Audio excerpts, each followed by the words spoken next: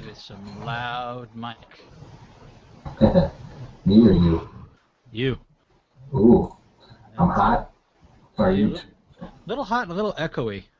You doing something different? I have no effects set. Let me double check that it's not on my end. Say something. Hello. I don't see my snowflake on here. No, it's nothing on mine. Is it a new mic or? It might be the shitty mic on the. Yeah, it could be. Oh, by the way, is Gordon going to be recording on his end, or are you just taking the audio from? I forgot to mention that to him. I did tell him to try to record it with like a smartphone or something just recently. So, but I don't know if he was able to. Okay. Oh yeah, I unplugged the wrong thing. Yeah, because you sound real shitty. Yeah. I might have to restart my GarageBand. Yeah. I unplugged the wrong thing. Because also, whenever I set up the Google Hangout so that it doesn't use my onboard mic and only it goes to my. Oh, Sure. This was me fucking up. How's that? Is that better? It's better. Yeah. Yeah. Okay. Is Kimmy in yet? No. No, there is an email from her right before you sent yours, but I haven't looked at it yet because I don't look at people's emails. Let me see here. Nope, I'm wrong. I think. Well, I might as well invite Gordon too. Where's my? I'm gonna invite Gordon. Cool.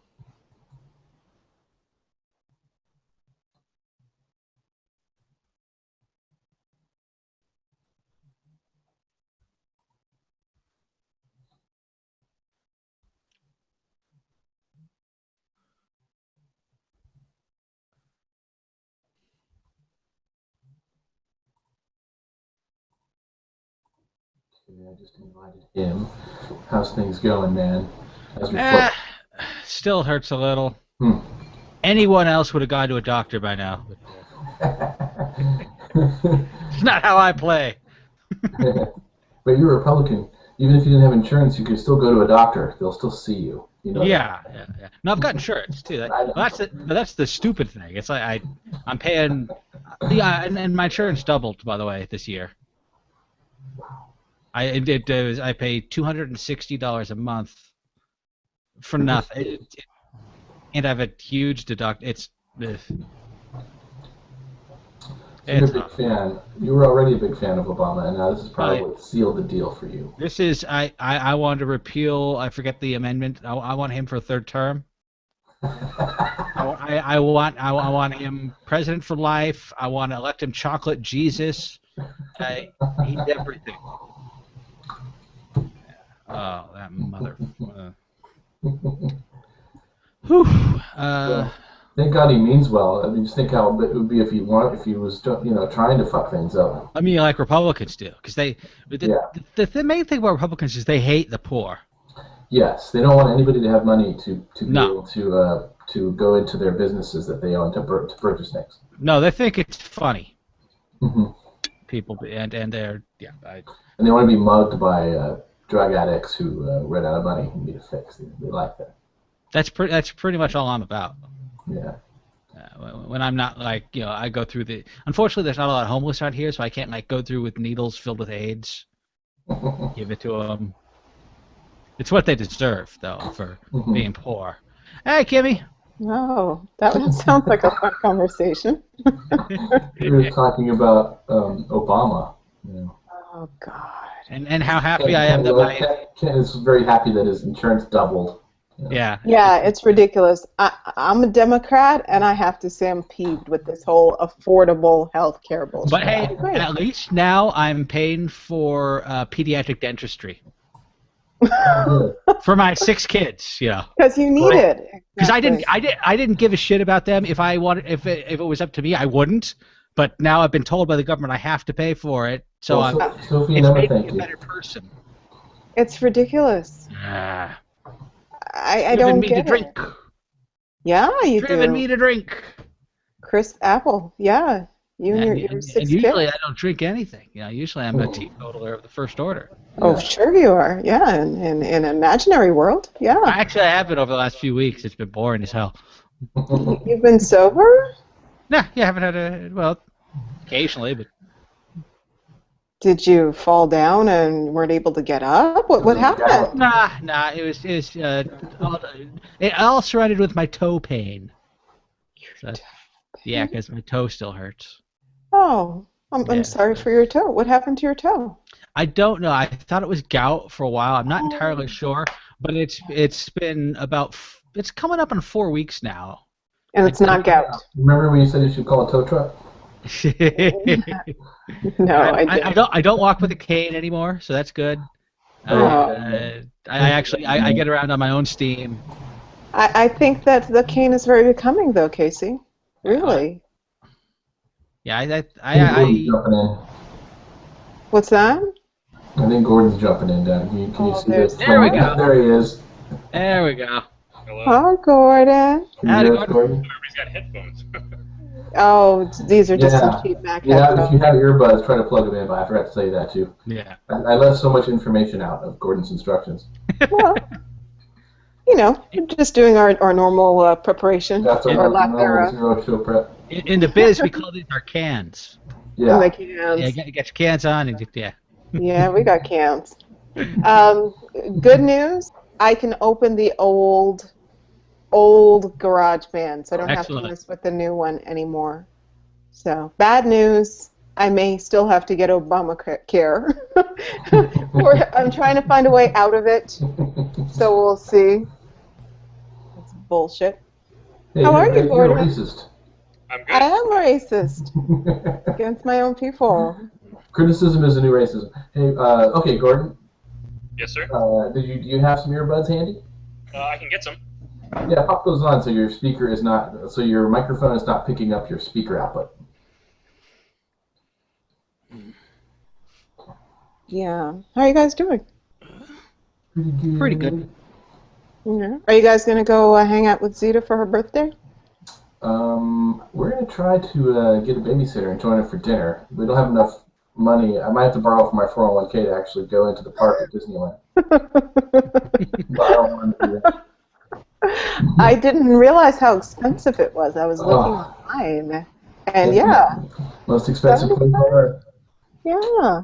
I thought I would pop in and out for a little bit, and then I saw the price, and I was like, no. No. You need to date someone who works there. It's actually worth it. Just, Should I just get a job there, maybe? Yeah, that would be good if you got a job there. Yeah. Actually, you know what, Kimberly? Yes. You would be a good fucking tour guide for that place because you speak Spanish and French. All right. You're a delight. And thank you. Foreign tours people through there. You should go. I know. I'm already doing my own tour thing, and they'll pay me more than $8 an hour. So. Yeah, they probably pay pretty well for that one, actually. But, you think so? Like 10? You think I could get 10? If you did it on, no, I'll probably more than that. I'm sure. Do it on the weekends. Yeah. Can I just hang out and maybe someone will let me in? I can maybe hook you up with an interview. I know someone. You just hang out and do impromptu tours for people. Just start grabbing random folks, taking them around, making up whatever you want about Space Mountain. Captain EO. Do they still have Captain EO there? Oh, that's so No. Ah. I think it's Honey, I Shrunk the Kids now with the movie. Boo. I've never been. This is not the show, Gordon. We haven't even started rolling yet. So we're just wasting time. Gordon, I apologize from now because we're not going to be very prepared, and we're going to ramble, and we're going to talk maybe about 5 minutes. So everything is recording now. I've worked with Dave before, so I'm ready for that. Exactly, and Dave will tell jokes, and he'll think they're funny. So just to be forewarned. Someone has to think they're funny. I know that's true. Well, that's true. Is everybody? So hey, Gordon, did you get another device to record with, or yes? Okay, cool, awesome. Backup. You guys all want to roll those things now? Yes, I think we do. My GarageBand is going. My sound looks low. I gotta go double check something. I'm rolling mine now. I'm perfect. I need to have a backup. As usual. I got my backup going. I even have a backup. Rolling. Rolling. Okay. Rolling. Yeah. Cool. I'm rolling too. Wow, Gordon, this is so weird. Like, there's like 4 of you, or 4 of us, I should say. It's a I'm reverse, forgetting about me. It's a reverse double stuff Oreo. It's Wow. something. It's some triple something. I don't Yeah. know. Kinky. We always do a little sync clap now so I can see the waveform when I'm syncing up the, can you hear me, Gordon? Oh, Yes, I can hold hear you. on. Okay. Let me press a record on my GarageBand. That might make a So difference. you were actually recording? You said you were rolling when you weren't rolling? I was rolling on my backup. Oh. Now I'm rolling. I'm kind of disillusioned about you now, Kimmy. You can't believe a word I say. I you know that. believed in you. I'm a woman, you know. Come on. Can't take anything at face That's value. true. I'm watching the dismal Clippers Thunder game score here on my computer. It's not looking good. Can we talk about? Oh, you went to the Clippers game. No, I'm watching it. I'm just a big fan of Donald Sterling. I don't really like the Clippers. That's So what much. I wanted to talk about. Seems like a great guy. We can talk about anything we want. Yeah. Let's do it. We usually do. 97-108. Ouch. All right. So is everybody rolling their recording devices? We can do our clapping to sync. Sure. Okay. Okay. I'm gonna do 1, 2, 3, and everybody's gonna clap 3 times. Okay. So 1. Oops. I just banged my microphone. Okay. 1, 2, 3. Clap. Clap. Clap. Okay. And let's just do it one more time, and we'll forget the 3, 2, 1, go, because that could be a really bad problem. Okay. Okay. 1, 2, 3. Clap. Clap. Clap. Okay. Wow, that was almost in sync. That'll be good enough to sing. Yeah. Or Backstreet Boys. Should we just start the show? Yeah, Sure, we why got to not? roll in. Who even knows what we're talking about? Let's. It'll be pretentious. Let's just I'm cranky. I'm jump warning in like you we guys. always do. Okay, I'm gonna count us in. Ready? 3, 2, and we're back. That's. Hello. It's been a very, very long time. It has been a very long time, but to make up for it, we have an extra movie snob with us who's sitting in. We talk about him a lot. Gordon Miller from Cinema Sentries. Thanks, man. It's been even longer since I've been here. Yeah, very long time. Too long. What are you drinking, Gordon? You have a beer there? What do you got? I have a Tecate. Tecate. Anybody else? I just finished a mimosa. I'm a real chick. Oh, okay. That's- Kent. The other guy with the beard. Yeah. I've got some Bullet rye whiskey here, which I'm drinking with some cider, because whiskey and cider go together real nice. Mm-hmm. Like a horse and carriage. I have the Crown Royal maple finish whiskey, which is pretty good. Everything fucking maple. Maple's like the Chipotle of pancake condiments. It's like all over the fucking place now. Yeah. But nowhere is Maple's it more great. tasty than whiskey. It's the new honey. As a Canadian, I agree that maple is the way to go. Right. Well, Bacon. I'm a vicious anti-Canadian. No, you're So not. I just. Oh, I'm sorry. I thought I was. Well, they fucking deserve it. So anyway, I guess my wife's not going to listen to this. I forgot she's a Canadian as well. Oops. Hi, Lorna. We just got to hang out with Gordon and Lorna a few weeks ago. That was fun. Oh, I haven't nice. seen her in so long. She's a delight. You need to come back soon. All right. So we are the Pretentious Movie Snobs. I'm Dave Smith, the microscopically successful screenwriter and novelist and occasional blogger and tweeter. And we also have Ken Conrad of ExplodedGoat.com Hey. and Kimberly, the Nappy Wanderer. Soon to be wandering. Few And more Gordon, months. yes, and Gordon Miller of Cinema Sentries, the guest snob today. Hi there. I want to give a shout out to poor Derek, who is a listener of the show, and he properly called me out this weekend for never mentioning his name again. We keep getting shout out. We're getting to say, "Hey, Derek." So there's a "Hey, Derek" for you. He was very sad. Everybody, we should just all say hi. Hi, Derek. You So might have- we should say hi to our 3 listeners. Yeah. Who's our third one? Hi, Jack. Something happened. Did we Also known as pick up Joe. a couple of listeners, Kent? Huh? What? We picked up a couple of listeners. What happened? Awesome. Well, I listen too. So hi, Kent. How you There doing, you buddy? go. Okay. Good. Yeah. Well, anyway, we had planned on talking about some documentaries that we had all seen. Mm-hmm. 3 of them. We're going to talk about Jiro Dreams of Sushi and Narco Cultura and Sugarman, The Searching for Sugarman, right? That's the third one. Yeah. And but I don't know if Gordon, have you seen any of those? I told you about them. I don't know if you had time to watch any. I did not. You told him like a few hours ago, didn't you? Gordon was jumping in because I wanted him to come on and talk because he was going to see Spider-Man, and I know none of us did. So I wanted to hear what Gordon had to say about the new Amazing Spider-Man 2. Is this where we're at with that one? Yes, but it's not really amazing. No, it's not. You're breaking my heart. After just seeing Jamie Foxx's makeup / CG / whatever he was, I really had high hopes for this one. Oh, please. So it's not even close to amazing? It's not like Schlamazing or anything like that? No. No, okay. So, all right, moving on. Moderately passable. So, what I want to hear about Spider-Man right off the bat here. Maybe we can get to some news. I wanted to talk just real quick about Bryan Singer and his Mark Singer? Bryan Singer with his. Oh, Bryan Singer, that's right. I'd much rather talk about Mark Singer. He's the other Beastmaster. I liked Mark Singer. And someone passed away. I don't remember who. Oh, who died? Bob Hoskins. Oh, yes. Thank you. Kent, that's why you're here. Thank you. I was a little surprised at that one, but I guess he was sick. He had some cancer or something, right?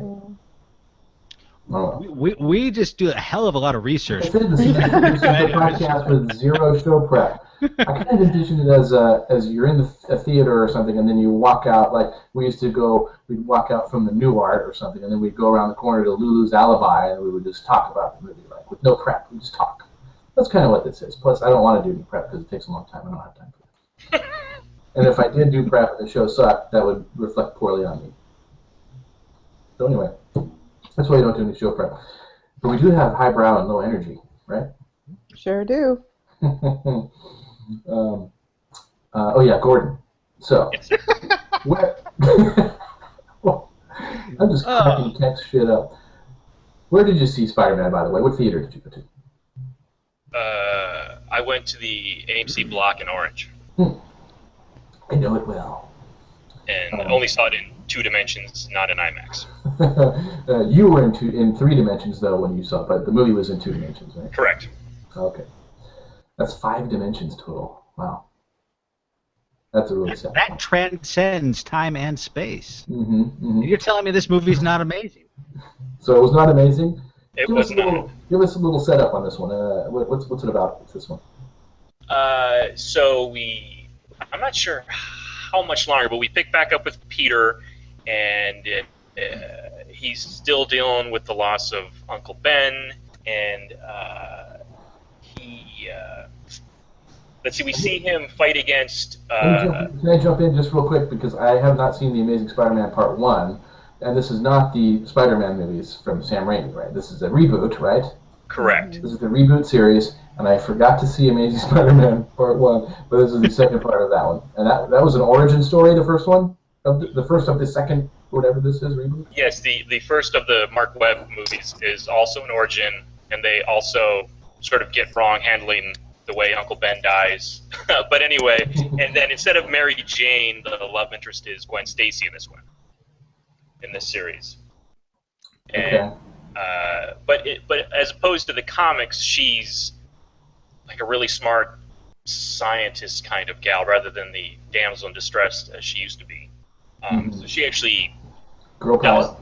does things with Peter, like in Spider-Man, like in both movies, they sort of work together. I thought you were talking sexual things. Okay, so they're working. It's a working relationship. That might be on the Blu-ray. And so the movie opens, and Spider-Man stops these villains. It's Paul Giamatti, some Russian gangster. Oh God, that sounds terrible. I love Paul Giamatti, but I don't want to see that. Yeah, it's pretty. Yeah, he's just sort of yelling. Well, he's wearing a big metal suit, though, isn't he? You want to see that? He's the Rhino, right? Well, at the end, yeah, but if you want to jump to the end, yes. Reverse. So wait, because you okay, now I'm confused because I've only seen the trailer. I've read reviews of this movie, which made me just desperate to see it. But So he's not the Rhino at the beginning. He's just some Russian guy, and he doesn't get the Rhino suit till the end. But it's in the trailer. Yes. I'm confused. Well, I think the writers were as well because Good. we're not really sure why, but he is stealing some sort of chemicals from Oscorp at the beginning.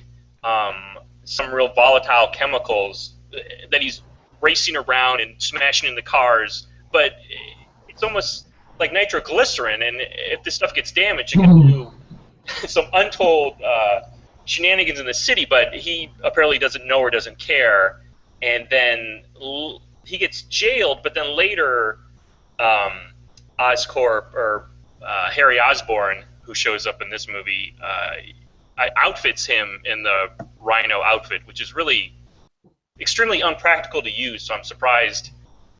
He uses it mostly standing up, and then when he runs, he goes on all fours, but it's hard to figure out how Paul Giamatti's working the suit to run.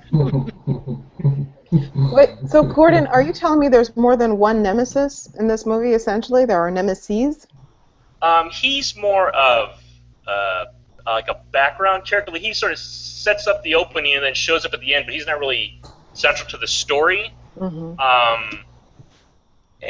So like the main villain is like Harry becomes the Green Goblin in this one because his father has some sort of disease that we're not really sure what it is that sort of turns him into a monster. So he's obviously been messing with the Oscorp material. But when he's like in his 60s, it sort of killed him and poisoned him. And yet over a couple of days, Harry has it, and it's somehow in the same position. So they don't really explain how it accelerated. And he gets it in his head that he needs Spider-Man's blood to fix everything. Of course. That will somehow cure him.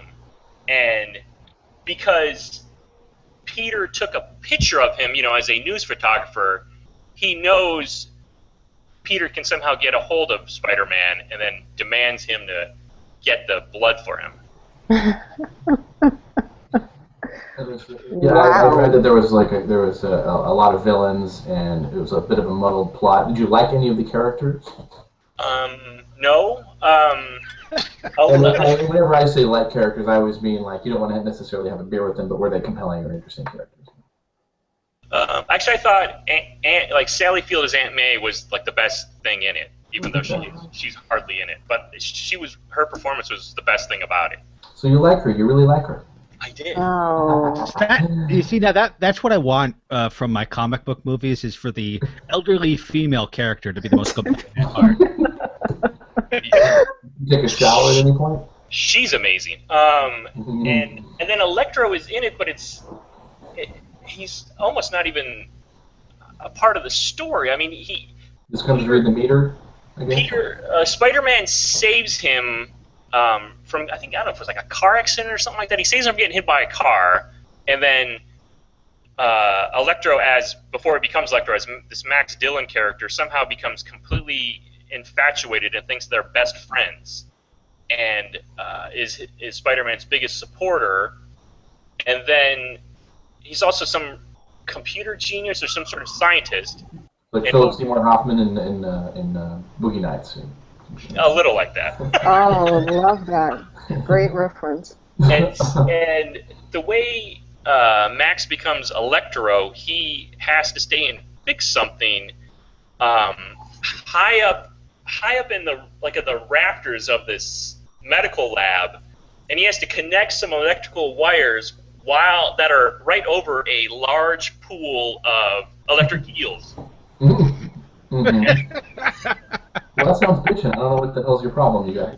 And apparently they've got no one else who handles the electrical stuff, so he has to go up and do it, and naturally falls in, and no, wait, spoiler. and somehow gets electrical powers, but then he also almost seems to become electricity himself. So he'll go into some sort of power units and come out, but there's no explanation on how his clothes transform from clothing into electricity and back. He gets them from the same place the Hulk gets his pants. Oh yeah. Yeah. And Bruce Banner and Electro are shopping at the same Yeah, place. that superhero Versatile. store. Yeah. Mm-hmm. The Super Expando stuff. So, did you get any sense of, I always ask too when I'm watching these movies, I'm like, why did this story need to happen to this character right now? Now in the case of these heroes like Spider-Man, who are more, they're not. Well, Spider-Man's a bit of a mythic hero in the first one, obviously, because he becomes Spider-Man. But the characters who are already, skilled and squared away usually will learn something throughout the movie. Like, was there anything of that? Like, was there a problem that he worked out? Does that happen? Or is it just muddled up in the 4 or 5 different villains and then? Well, it only comes at the very end because, should I just give away what happens? Do we hate this watching movie it. enough to where we're just gonna spoil it all? It's already spoiled. It sounds. If anyone has ever read any Spider-Man, I think I know the spoiler going to, and anyone who's read Spider-Man knows it's going to happen. If it involves Gwen Stacy, yeah. Correct. All right, so if you don't want to know, we'll fast forward over the next 2 minutes. So they sort of recreate the death of Gwen, so Peter stops being Spider-Man, and then finally has to accept that it's time to move on and get over his loss. But that's like almost like the last 15 minutes of the movie. But he finally learns that because there's a scene where Aunt May's finally packing up Uncle Ben's clothes and moving them out, and he picks up on that and something Gwen said to her. Moving on is okay. Yes, accepting loss and moving on. Yes, But very tacked on at the end. Yeah, and it's suggested early on too because at graduation, Gwen's the valedictorian, and she sort of talks about that, like sharing the moments that are now, and so it's obvious what's coming. And then, but that's really all he learns. So that's the attempt at depth, but it didn't work for you, huh? Was there any tension? Were you worried for the characters? No, I mean I knew it was coming, and I think the problem is too, and almost the same thing with these writers with Star Trek, is that been with Gwen maybe like 100 some odd issues, so you kind of have a bond with her. In the movies, you maybe have 3 hours over the two of them, so you're not really that emotionally attached to Gwen. So when she's gone, it's like okay. That's probably would have been my reaction there because I don't know the comics hardly at all, or at all. I wouldn't even put the word hardly in there. Well, I've got a. Sorry, go ahead. Go ahead. I've got a geek query because I've only seen the trailer and clips from there, and at some point there's some person who walks in some place. I'm guessing it's in Oscorp, where you see Dr. Octopus's arms and the Vulture's wings, and is that just like a Easter egg there for people who know what they are ahead of time? Is there any reasoning behind Oscorp creating supervillain accoutrements? In the movie right now, no, but like they've already announced that the Sinister Six is going to be one of the next movies, like in the Spider-Man franchise. They're trying to expand the universe like Marvel is doing with all their heroes. Yeah. So they're milking that. But yeah, there's really no reason for it. And they're just sort of on display. And you're like, well, why are all these things just locked up? Yeah, it just seems so odd to me. Watch the trailer. It's like, so is Oscorp like a villain-creating corporation? Is that what they exist to do? To make bad guys? How do you sell that to shareholders? Yeah, like there's some very weird tech company that the scientists begin to I use themselves as test subjects because they started to like try and almost like create a spider serum in a sense, and Peter's dad I think used it on him, and so that's part of the reason why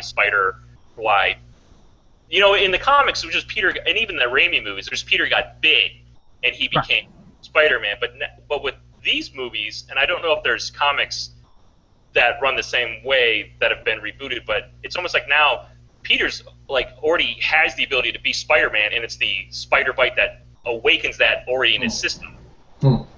Yeah, I think that there was a whole bit in some of the Amazing Spider-Man comics when J. Michael Straczynski, the guy who made Babylon 5, when he was the writer for it, I think he kind of created this sort of Spider-Man mythos where where the Spider-Man just unlocked the hidden potential within Peter Parker, which is really ridiculously convoluted. Way more believable. Yeah. Well, Well, it's the gritty, realistic reboot. Well, this is my question. How did you like the first franchise with, I guess that was Sam Raimi's with Tobey Maguire? How did you like that one in comparison to this one? I like those. It's been a while since I've seen them. Of course, the third had a little too much going on, but I didn't dislike it as much as its reputation. Mm-hmm. But I thought they were fun, and it was nice that they included J. Jonah Jameson, who's like one of the best things about Spider-Man. And these movies, like this movie, hints at him, like he sends memos to Spider-Man, and I think eventually they might cast somebody, but I'm not sure what they're doing with the third movie. Wow. Yeah, And then Mary Jane was supposed to be in this one, but then they cut her out, so they're just saving her for Spider-Man 3. Oh boy. Well, this sounds like a movie that I don't want to see. I don't think I'm ever going to see it. Well, I'm going to a midnight show right after this, hearing this report about it. I think going it sounds outside? astounding. Stirring tribute to. Oh wait, yeah, it would be required that I leave the house. You'd have to Never leave the mind. house, and there's no booze at the movie theater, Casey. Can you rig up the special harness for your foot to carry it over there?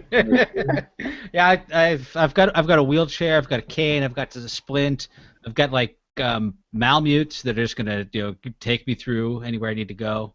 Are they called Malmutes? I know Are those something's called a fuzzy Malamute. things? They're your creatures.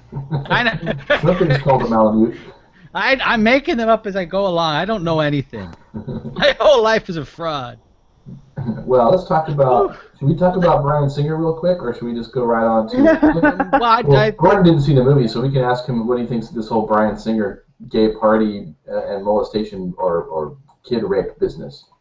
What do you know about this, Gordon? Have you been keeping up on this? Is there a track on this on Cinema Sentries? There is not. It certainly seems odd that it's taken so long to break out, but now it just seems to be growing and growing, and you wonder how much do people wanting justice and how much just people wanting a buck. Mm-hmm. Yeah, I'd like to see some. Usually when these things happen, I kind of judge. I don't know if I see Bryan Singer hasn't really said anything. His lawyer is, saying this is a travesty. There's no evidence. Blah blah blah. We're very whatever. But I'd like to see, like, if this. I always said, like, if I was accused of this and I was innocent, I'd be fucking pissed off, and I'd be, give me the microphone, you fucking asshole. I'd be pissed. I would, because it's a lie. But if I don't hear anything like that from him, Then it's true. It's the I know it's all lawyer. true anyway. Of course. Yeah. The lawyer who is bringing these suits is the same fella who sued or who tried to bring a lawsuit against the guy who plays Elmo.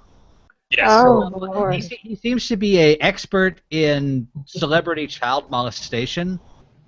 So, but I haven't really read up on. I don't know if he's kind of a Gloria Allred. What's his name? I don't know. Again? Yeah. The Gloria Allred of molesters? Yeah. Who is kind of the second you hear that name, you say, "Oh, that makes this all sound kind of dubious." Mm-hmm. But, I don't know. It seems strange that the defense, if these were perfectly innocent gay sex pool parties. I mean, if I were Bryan Singer, I'd be doing the exact same thing. So, and stringing people along for a long time, thinking that they're eventually going to be in his next movie.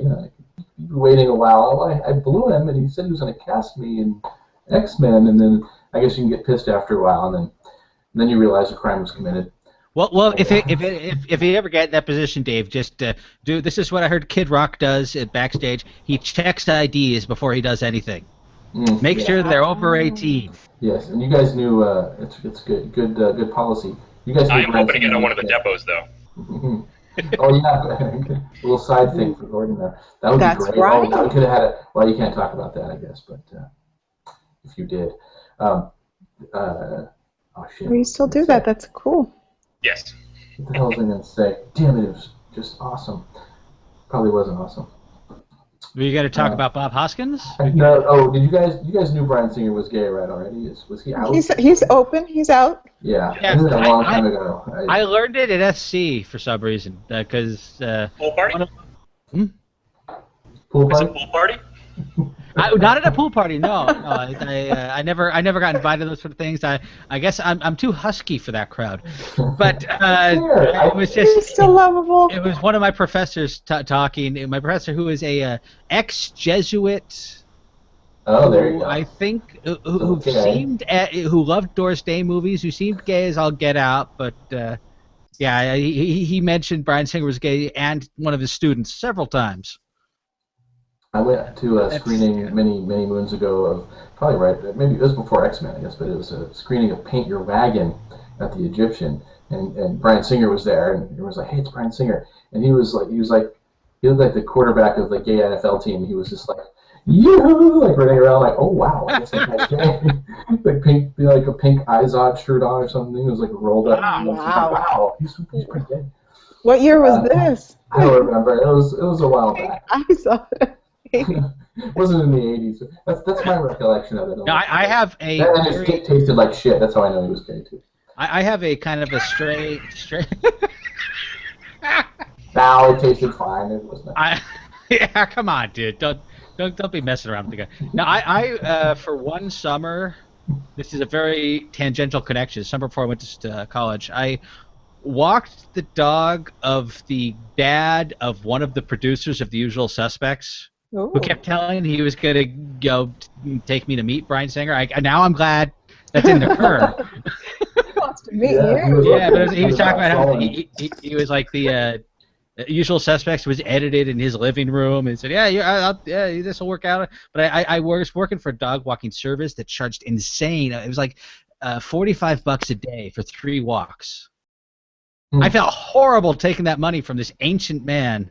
Even though he never remembered anything I told him, and called me at 6 a.m. So you said you'd be here right now. It was a weird job. Sherwood Schwartz, right? I don't know. I remember feeling really sad because there was an old folks home. I'd visit him, and he would kind of like when I saw him, he was holding on to his dog. Said, "You and me, we're just prisoners of fate," and that felt really weird. Jesus, it was like a Kurosawa movie, like when he was older. You know, there's a bit here I wanted to read from one of the stories that said something about when he was 17, the man claims in the lawsuit, Singer fondled him and tried to force him to have sex, bringing in a, quote, large muscle-bound man to, quote, smack him around to try to get him to comply. I was thinking, someone's been watching Cruising. That's right. Oh, that's definitely... that black dude with a cowboy hat comes in. He's like, I forgot about that. That's one of the weirdest scenes in any movie, because they're in the police station. They're not like at a club. They just go to the police station. All of a sudden, this black dude in a Speedo. He was wearing a Speedo, right? Or jockstrap or whatever. Or jockstrap. And he starts hitting him. I think I blocked that part out when I watched it. That's a hell of a movie. Yeah, it is a great movie. You ever seen that one, Gordon, Cruising? I have not. So bad it's good. William Friedkin, I guess, was it? Right. Yeah. Bill Friedkin. Yeah. It had freaking Al Pacino. Al Pacino. You learn all sorts of things about handkerchief etiquette. Yes, yeah. Where's the bandana? All that gets explained by Powers Booth at his little bandana booth in the street there. Very cool. It's a great, so bad it's good movie. There's a lot of head scratching scenes going on. What the and other scratching. But I digress. And rubbing. So should we talk about our Bob Hoskins? Dead? Sure. What happened there, Kent? Did you want to mention something about Bob Hoskins? He died. No. Okay. Here's a comic book movie connection I just read this week that he was Chris Claremont, who is one of the writers of X-Men. He wrote a lot of the famous X-Men stories from the late 70s to the 90s. He wanted Bob Hoskins to star as Wolverine in James Cameron's X-Men. Wow. But they said it fell apart in a meeting because he and Stan Lee and James Cameron were all talking about what they might do with an X-Men movie, and then Stan Lee said, "Hey James, don't you really like Spider-Man better?" And Pierce Claremont said, yeah, that he said in the next 20 minutes he saw his hopes of making an X-Men movie just go down the drain. Because for a long time, James Cameron was attached to a Spider-Man movie, and it was James Cameron who, in one of his drafts of screenplay, I think, or maybe one of his story sessions, who decided that there was no really good reason for Peter Parker to invent his webbing. Because in the comic book, he invented the webbing. It was not natural, and it was in the Spider-Man movie that he was shooting the stuff out because of because of the spider bite. That was interesting to like 3 people out there. Man, I hope you guys loved it because that's all I got tonight. I know I feel bad. Okay. All right. We'll still have 3 documentaries to talk about. Yeah. Gordon, did you want to hang and just crack wise while we're talking about those? Do you want to jump out? Do you have anything else to add about Cinema Sentries? Do you want to plug anything? Yeah. I can just hang out and listen. Okay. Cool. You can participate. Gordon's a wisecracker, so you can crack wise. All right. So we decided, because we don't want to be popular or have people listen to us, Dave was the one who initiated this notion that, hey, we should watch a documentary, and because I'm kind of a jerk, I said, hey, let's each watch our own documentary, and we should talk about them. Because rather than focus on a single movie, we talk about the documentary form, about this sort of thing. I have no idea what I was thinking. I was probably drunk and angry about a hurt toe at the time. So for this episode, we've watched 3 documentaries, recent documentaries, to discuss the form. It was Narco Cultura, which was Dave's pick. That is a documentary about the drug trafficking in Mexico, specifically in Juarez, and the sort of culture that's grown up around that with the Narco Corrido sort of songs. I love how you say that, Kent. Corrido. Corrido. Yeah, I do not speak Spanish. I got a gentleman C in junior high school in Spanish, which meant I should have gotten an F, but my teacher liked me. Aww. Remember our Spanish teacher, one of the Spanish teachers at our high school, Mr. Alvarez? Yes. Remember that guy? I do. Do you think he was gay? I mean, because he had a hot wife and he had a couple daughters, but he liked to build dollhouses and stuff, and he was very swishy. I always wondered about that. I know there was some question. Yeah. Maybe he was just so completely comfortable with himself. Could be. Yeah, he said, yeah. But Dave and I are so old. That was at a time where people didn't really know what gay was. It's true. Like nobody really knew that Freddie Mercury was gay. Yeah. Me. I had a crush on him. While we were in high school, that was no one had any idea. You thought Liberace was a ladies' man? I just thought my ass hurt, just from other reasons. But isn't it weird when you look back on the footage now and you're like, oh, like how do you not see that? Like George Michael? When you see Paul Lynde doing something. Paul Lynde, like hello, how did we not notice that? Yeah. Yeah, true. Good point. Rock Hudson was a man's man. Good point, Gordon. That's interesting.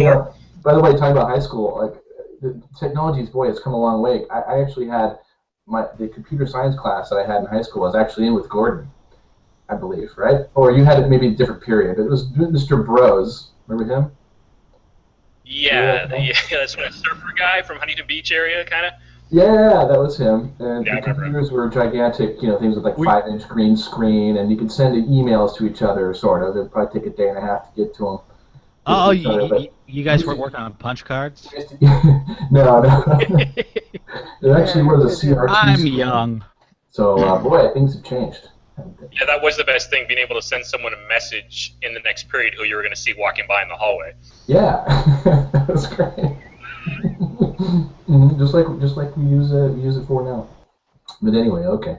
Okay, that's one of the movies we watched. The other one was this was selected by Kimmy, Searching for Sugarman, which I believe won the Oscar in 2013. Was it 2012? Good question. It won the Oscar. 2013. It could have been 2013. That is about the singer-songwriter, the Detroit-based singer-songwriter Rodriguez, who released 2 albums to no acclaim in the United States in the early 70s, who was a massive superstar, unbeknownst to him, in South Africa. And who the people in South Africa assumed was dead, and had all sorts of elaborate stories about how he had died on stage, through various things. And so this is the story about how some journalists in South Africa actually found him and brought him to from obscurity in America to acclaim in their homeland. Mm-hmm. All right. And the third film selected by me was about Japanese people. Surprise. It's Jiro Dreams of Sushi. This Jiro Dreams of Sushi and Narco Cultura are both on Netflix Instant Watch. Searching for Sugarman, you have to break a sweat to get a copy of it on DVD or rent it somewhere. But anyhow, Or somewhere else. Jiro Dreams of Sushi is about a sushi restaurant in Japan run by Jiro. I don't remember his last name. Who it's one of the few, Jiro Ono? I think it's Ono. O-N-O. Like No, Yoko. the computer just crashed. That's what. Oh, okay. Oh, damn. We've lost Kimmy. Oh. We've lost I'm her here. perspective. I know. I'm making fun. Jiro, who runs one of the few 3-star restaurants in Japan. 3-star by the Michelin Group. 3-star is the highest rating you can get, which they kind of had to fudge in the movie Ratatouille, which is what taught me all about hot cuisine. And it's about Jiro, who is an obsessive sushi maker, who has been making sushi for 60 years and runs one of the best restaurants in Japan. It's about him, it's about his family, it's about the life surrounded it, and the sort of people he works with to make the very best sushi probably in the world. Mm-hmm. Mm-hmm. And so we watch these documentaries. We all have great thoughts about them, and I'm going to throw it right to Dave. Dave, what do you have to say? I watched Sugarman a long time ago, so I didn't rewatch it, but I remember No I show prep. I told you guys about that one. I found pretty great. I really had not ever heard of this guy's music before. How about you, Gordon? You know Rodriguez? You know any of his stuff? No, I'm generally a music snob. Like if I don't intentionally dislike popular things, but through high school, I was like with a bunch of my friends, we would like obscure Brazilian stuff like Os Mutantes and all kinds of that was psychedelic rock from the '60s. All kinds. I was surprised I'd never heard a thing about this guy until Dave watched the documentary a while ago. Yeah, I didn't either. And it's a well-made doc. The way it unfolds, it's sort of a little bit of a mystery going on for a while, but it's laced with his music, which I really fucking loved. I thought it was like sort of a what did I say before? It sounded like a little Donovan-y with Clapton mixed in. He doesn't have a great voice, but he does have a lot of character. Yeah, Dylan. Yeah, kind of the Dylan style of storytelling. Yeah, Mm-hmm. yeah. His a voice little he has like a bit of a speech impediment, but his voice sounds cool still. A little nasally. But great lyrics and great guitar playing and great. But the documentary itself was very fun too. I liked the way it. Interestingly, that whole mystery thing. Oh, sorry to cut you off, Casey. That was what I don't want to say I didn't like about it, but to me that I don't want to say it bothered me, but it did kind of. I didn't like it as much as I wanted to. I liked it. I thought it was great, but I felt that it was a little uneven in its presentation because it seemed very experimental. Like it seemed, okay, it seems like this is a mystery. Who's this Rodriguez character? And then partway through, it seemed like an expose. I had a lot of problems with the when they were interviewing, I guess, the person that owned the record label, who seemed very shady and suspect. And then I thought it was going to just take a different approach. And then in the end, it was a very nice kind of uplifting story in the end. And I love the story. It's fascinating. But I felt like they had treated it in too many different ways. You felt like they kind of tried to force it into a narrative. Yes. Rather than just present the information. Yeah, what he said.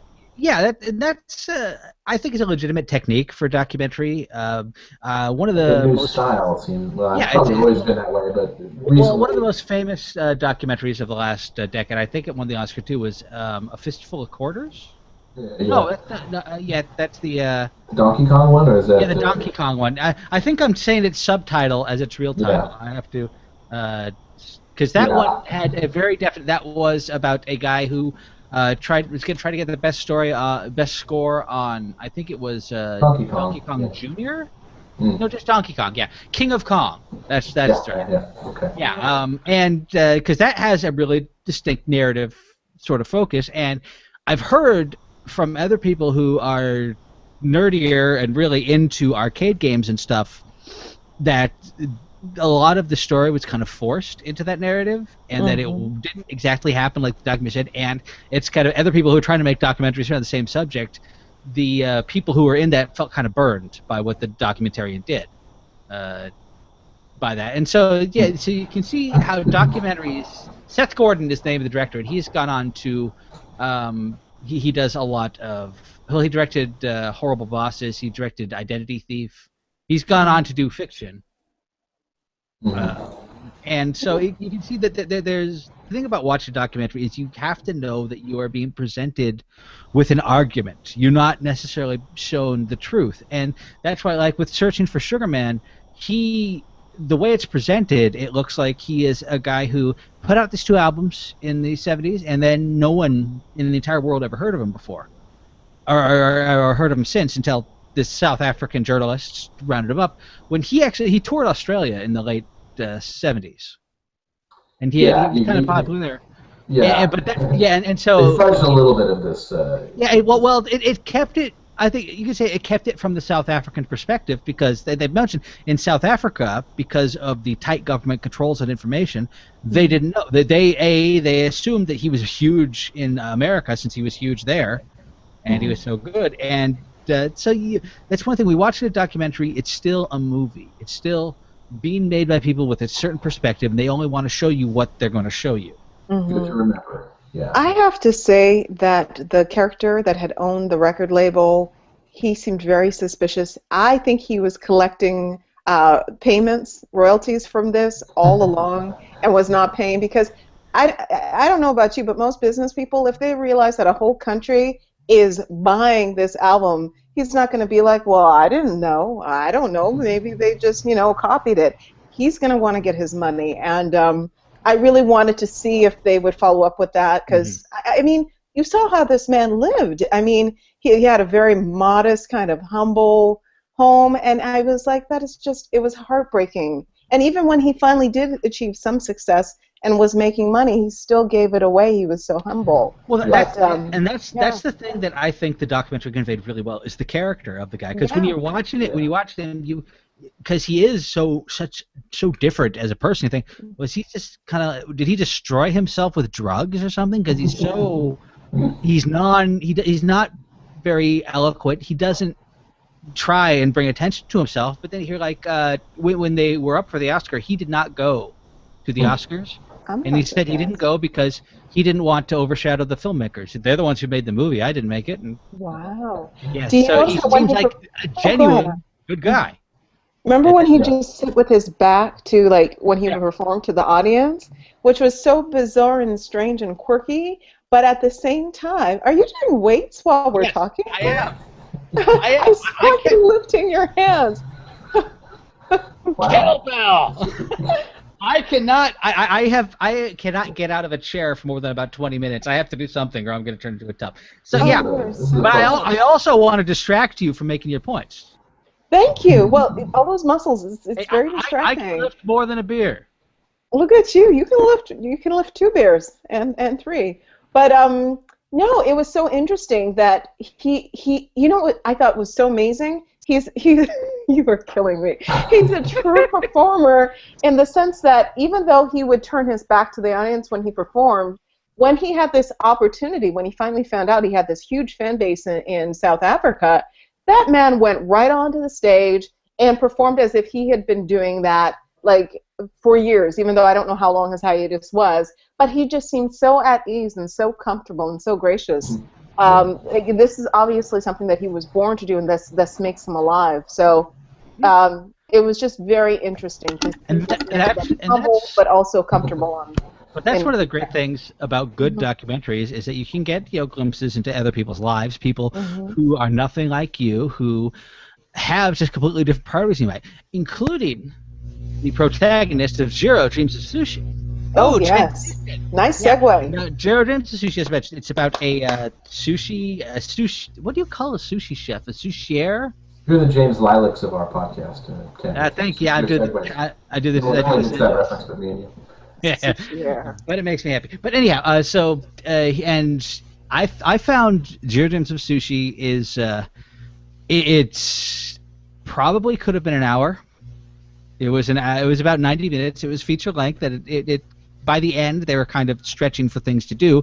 Mm-hmm. But actually, to watch the way the food was prepared and to listen to the stories of this sort of repetition and the sort of obsession that it takes to be as good as these guys are. This Jiro, who is the guy the movie's about, he is I think he's in his early 80s, and he's been a sushi chef, or he's been training to make sushi since he was 9. Where he left his family's house at 9 and just went out on his own. Mm-hmm. Mhm. And for 70 years, basically, he has been focused on making the best sushi in the world.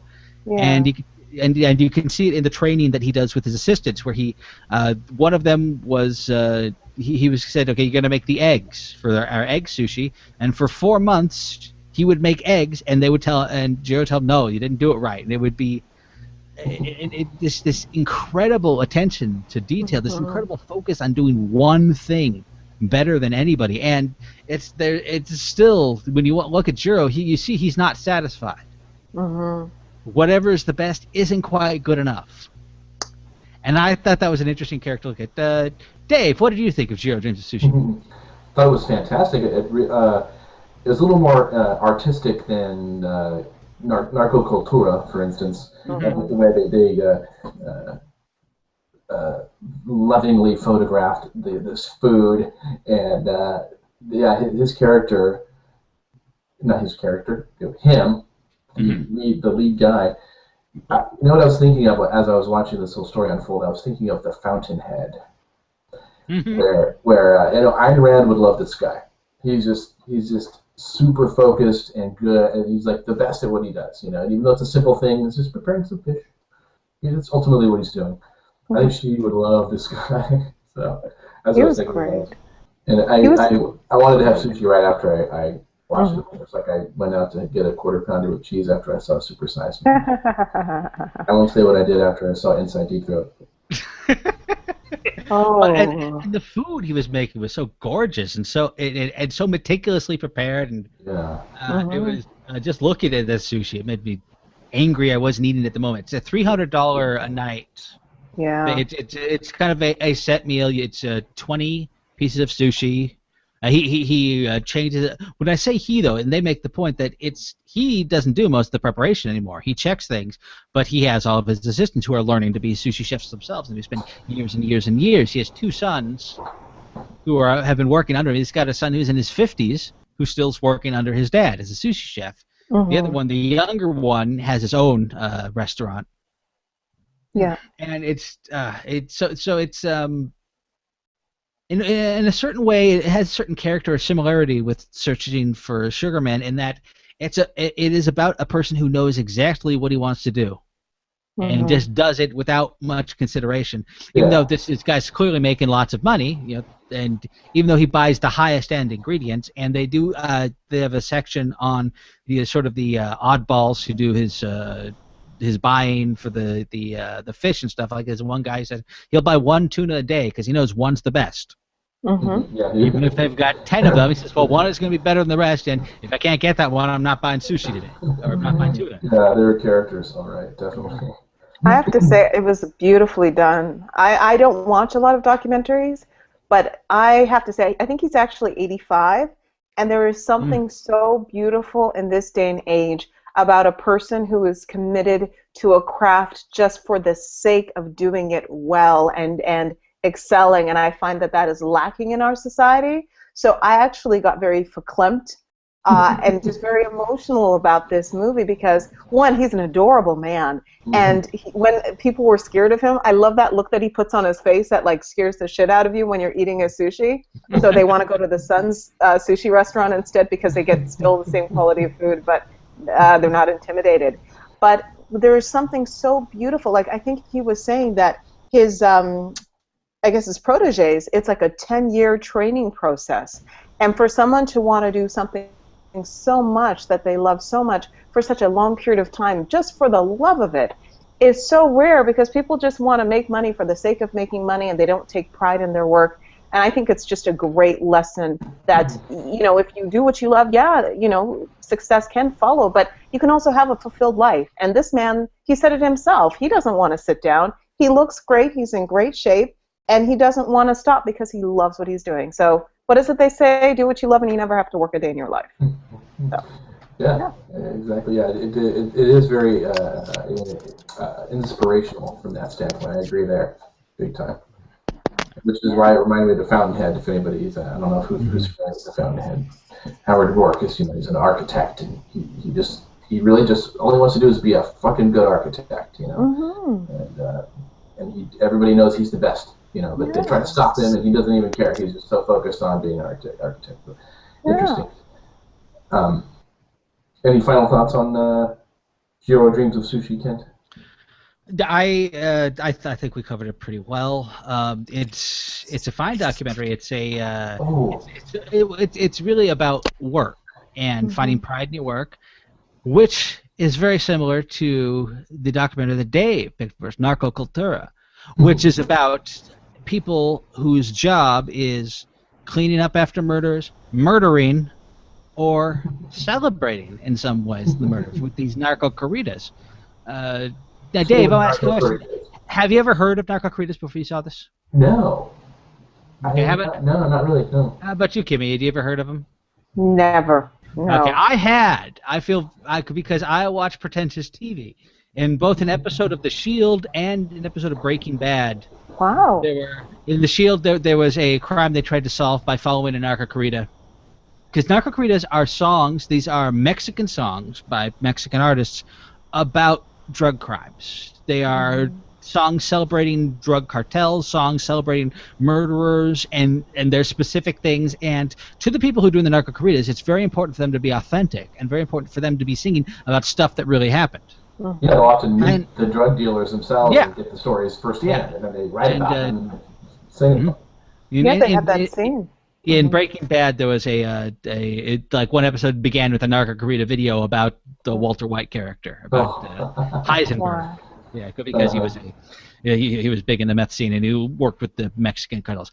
Anyhow, but this movie's not just about the narco corridas; it's also about the cops in Juarez, which has I think it's the highest murder rate in the world. Yeah, right now, just across the border from El Paso, Texas, and then they make the point that in 1 year Juarez had 3,000 murders. Feet away from the border in El Paso, there were 5 in the same amount of time. 5 murders, right? So it is about the drug trade. It's about focuses specifically on one cop who investigates the murders. Though you get the feeling, and they sometimes say specifically, that nothing actually gets solved. They're just kind of picking up the pieces. Yeah, it seems like such a pointless job for this guy, and it's so corrupt there that one of the other people in the movie say that it's kind of set up to where the crimes kind of don't on purpose get investigated. It's kind of made to be that way. Very few go to court. No one's ever punished for these murders or caught, really. Even the ones who are caught are pretty much not punished. And just to note to anyone, I'm sorry for interrupting, Dave. To anyone who's going to watch that after, there is the documentary is very graphic. I mean, there are dead bodies on display. There's one time we just see them hauling a couple of burnt out corpses from a van, which made me think that TV shows have gotten really good at making corpses, because it looked like stuff I'd see on Bones. I've seen this before. I've seen what burnt out people look like.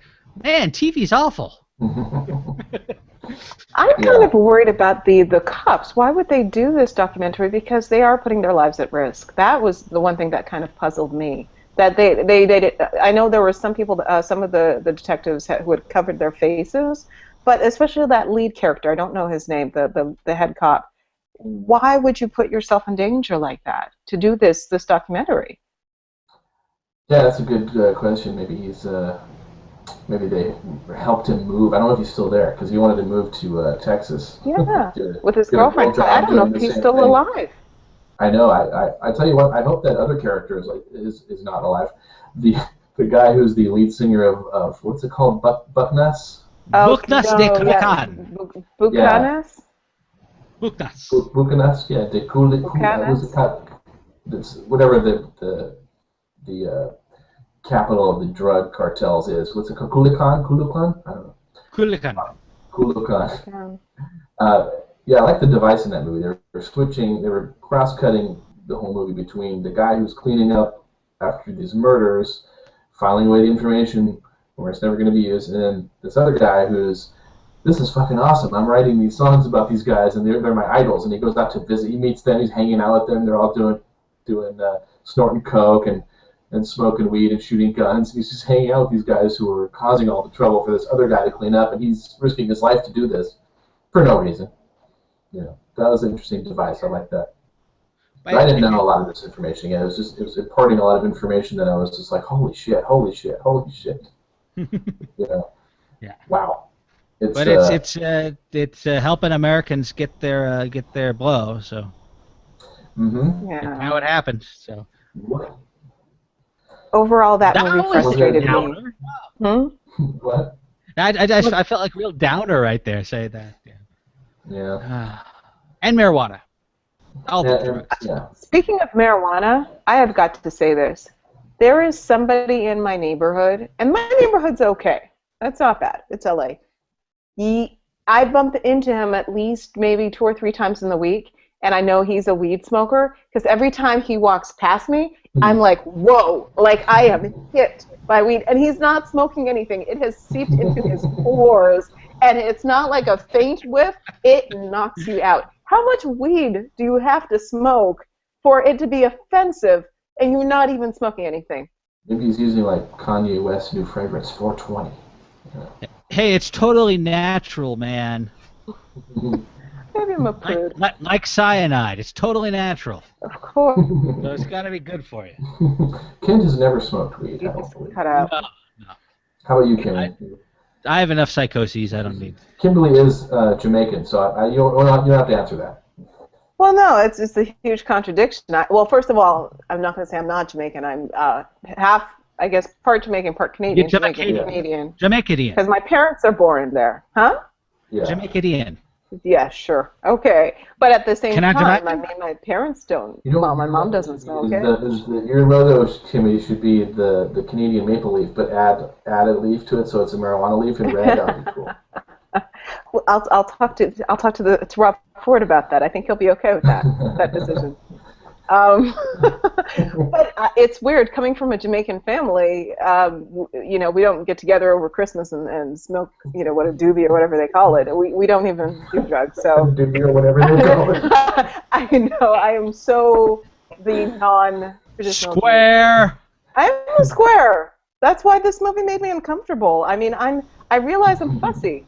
I realize I'm a little prudish because this culture is so far removed from me and who I am. So it made me angry that they were glorifying this violence. Like I'm a little bit of a bourgeoisie, I guess. I'm a little fussy. A little snobby.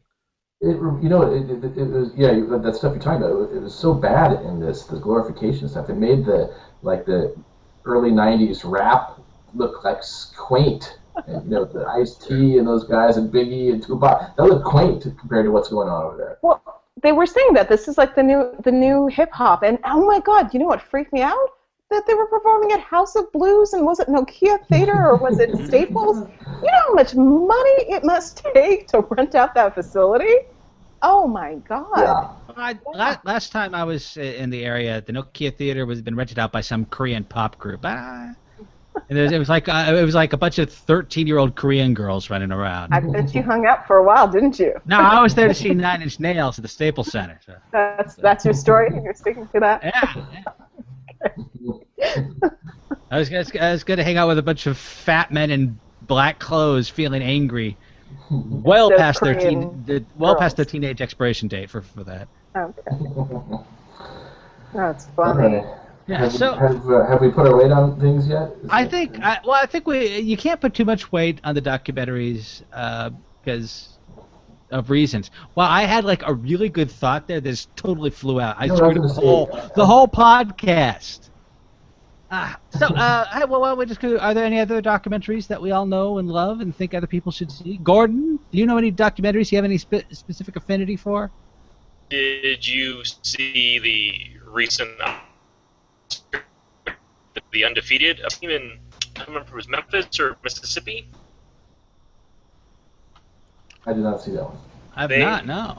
They had a long run where they hadn't, I mean, years and years of never winning a game, and it was just fascinating to see, like the camera crew go in for a season and watch the coach try and work with these kids in like a really rural part of the state and just trying to make it in life. Was it all white kids, I guess? Football? Okay, so Were they all that's, Vietnamese or something? What's that? Okay. What was it called again? I believe the Undefeated? The Undefeated. Wow. yeah, I'm just looking up right now. Yeah. Okay. Cool. That sounds Can I interesting. screen that one? No, I was going to say Speaking too of- earlier. But, huh?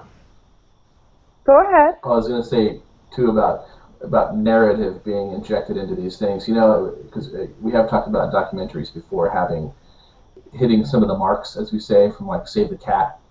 Right. You know, Yeah. in their own way. And I think there's a character that dies right on cue in Narco Cultura. Actually, a bunch of his colleagues start getting whacked, but they put it right in the section in movies where people start getting whacked. You know what I mean? And there's in Jiro Dreams of Sushi, you know, right near before going into the last act, as it were, they start talking about how we're overfishing, the tuna's going to be gone. You know, it's like they always managed to put those things in those same spots there. I found it interesting. Both of them dealt with death, like at the very end when Jiro visits his parents. He's like, I don't even know I'm visiting them. They never looked after me. But I love that. Yeah. Yeah. But It's kind of an inversion of what, because you know the Japanese Shintoist religion is really focused on everything kind of having a soul, and it's kind of an ancestral-based religion. And he was saying that, yeah, my parents sucked. But he was a good dad. Yeah, he really prepared them for greatness. There was I thought the fantastic anecdote from his kids where one time when his dad actually was home to sleep in bed at night, he woke up his mom. There's a strange man in our house. Yeah. They spent so much time. No, it was good. I really enjoyed it. It was very inspiring. Before I forget, I wanted to say, and that cemetery for the criminals. My God, that looked like a little village. Yeah, I thought it was a housing development at first. Yeah. From all these clips, these guys are having themselves buried inside their Hummer and shit. What was so sad, though, did you see there was 1 year, and I think this kid must have been like 23. Like, he was born in 85 or something and died like in, I don't know, 2000. I don't remember. But I was like, and there's this honor and this pride, and this is like... Yeah, it's like a drug war veteran cemetery or something. Yeah, it's really, really sad. But before I forget, I wanted to say it's not a documentary, but it is based on true facts. I watched, because we didn't talk about what movies we watched, The Last King of Scotland, with Forrest Whitaker, James McAvoy, Kerry Washington. That's a movie about Idi Amin. Watch it again if you haven't watched it. Yeah. That's about Idi Amin, right? Idi Amin, yeah. Watch if you haven't watched it. I've watched it. I think I last saw it in the theater, and I saw it again, and it was fantastic. I'd watch it again. He deserved an Oscar for that, and he got it. Well earned.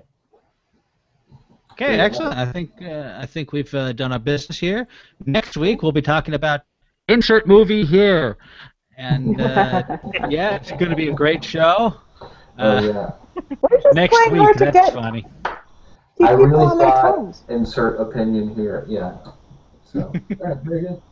Yeah, we don't know what we're going to talk about. Maybe go see a movie that's playing in the theater, like Gordon did. It's setting the bar pretty Gordon's high. going to be back again? Oh yeah, we'll have Gordon back. We'll have Gordon be a regular guest here every so often here. Cool. Regular. If he doesn't mind. So anyway, So thanks to Gordon Miller of Cinema Sentries, and thanks Kent Conrad of ExplodingBook.com, and thanks to Dave Grove. And I can fuck off. I'm not going to thank me. By the way, buy my novel. Hey, Dave. Thank you, Dave. Thank you. Oh, you're welcome. Gordon promoted my novel there. You could put a link up I did a little piece on there, and he linked to my novel, so thank you for that. Sure. So everybody, Whiskey Tango, A Whole Other Kind of Spy Novel. Get it? It was just on sale for 99 cents last week, but maybe you should discount that a little. Okay. Yeah, you get it for 99 cents. I didn't get it for 99 cents. You didn't? I feel very shortchanged right now. There's $2.07 of royalties that came from what I bought to you, Dave. Aww. Man. I feel the love. Somebody Why write a don't you review, just run please. off? And someday I might read it. Yes, I know I have to read I don't care if you read it. If you bought it, write a review for me. Just throw a quote a line or something. I hardly endorse this service or product. Yeah, make it like when Frank Sinatra was awake in the middle of the night asked about the character in Manchurian Candidate. They just snap right up and they go, "He's the greatest man I ever met." You were brainwashed to say that. All right, well. Hey Dave, I heard John Dusky stole a copy of it. Sorry, it's total inside joke. That's a fantastic inside joke. I love it. I think you told me about that, so I'm laughing legitimately. That's great.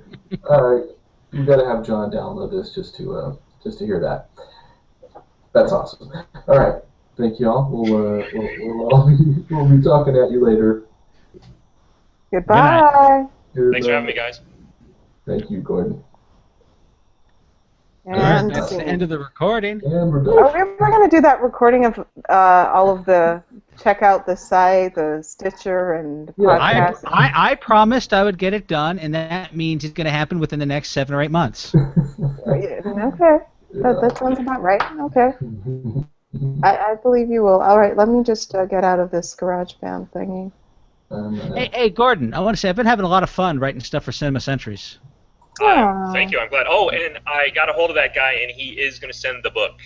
Oh, excellent. Cool. Yeah, I've got the first one. I bought it when it came out, so I'll do a double review or whatever. But yeah. Oh, cool. Because he doesn't have the first one, which I was surprised considering how long ago it came out. Yeah. I got it with us in hardcover, and I've read most of it. So I'll be able to do double whammy. But cool. Yeah. You already stole a copy of it. That's awesome. Right. Oh, man.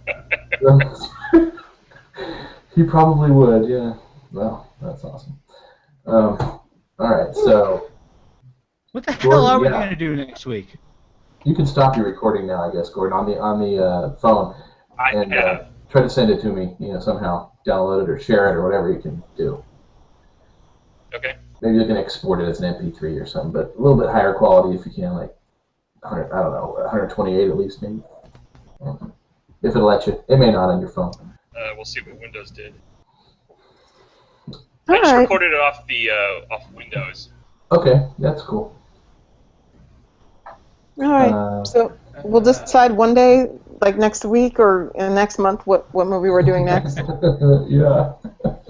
What's coming out? Do we want to see anything? I just took a look and nothing. Oh. There's a. X-Men. X-Men's not coming out next week, is it?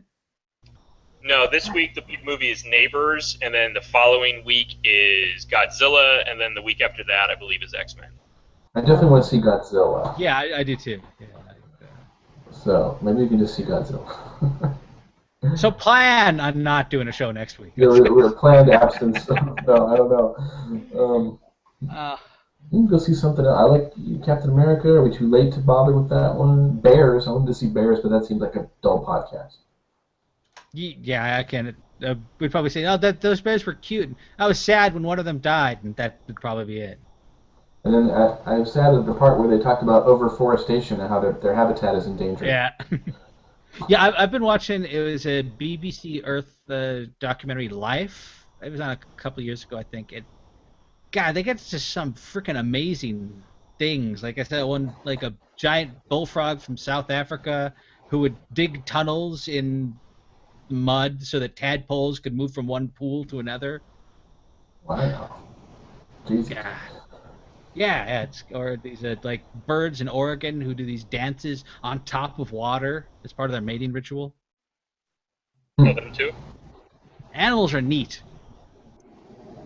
I want to watch bears now. Damn it. Oh my god. Yeah, I'm out on that one. I'll wing it. Well, like I always do. Huh? Oculus? What? What's Oculus? Oculus is a horror movie that's supposed to be kind of good. Oh, right. It got good reviews. Yeah. Yeah, it's Yeah, playing I at my would do Regal that. Cinema. You see that one, Gordon? Which one? Oculus? No, I'm not a horror movie watcher. No. What about that? Are you chicken? Is that what this is about? Okay, now I'm gonna go see it. It doesn't seem to be playing anywhere near me, so I would have to. I don't like to see those in the theater either. I'm too jumpy on these. But What no, about that I bad can see that one, but can't see it. Okay. Johnny Depp movie? I got horrible reviews. I Existence? What is? Transcendence. There you go. I would prefer Well, not to. we should do God's Not Dead, that Christian movie. Is that No. or the other one? There's a couple of super duper Christian movies.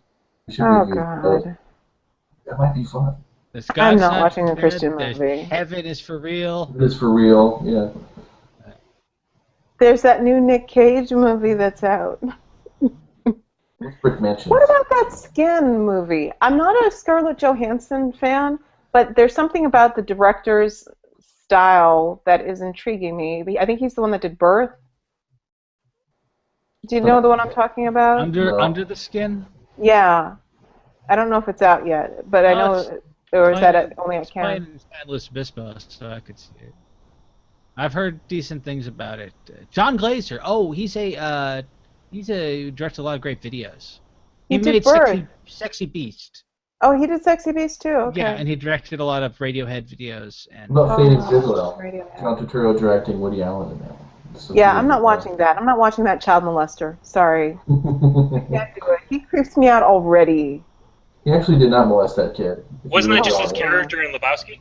The Big Lebowski. What's so weird is I understand Woody putting himself in movies because nobody else will do it, but why would you put Woody in a movie? He's not an actor. He plays himself. He's pretty good. Huh? Hey, he was great in Ants. No, He's he not a plays bad actor, himself as an ant. He creeps Not a me bad out. actor. That's I don't true. want to be alone with him. I don't want to be in a dark He's room creepy, watching but him for 2 hours. After reading a little bit more about this whole business with that little girl, it doesn't sound like he did anything. Like they cleared him. They're like, no, she was coached because Mia Farrow hated him. So, that's what they think. That's what they think.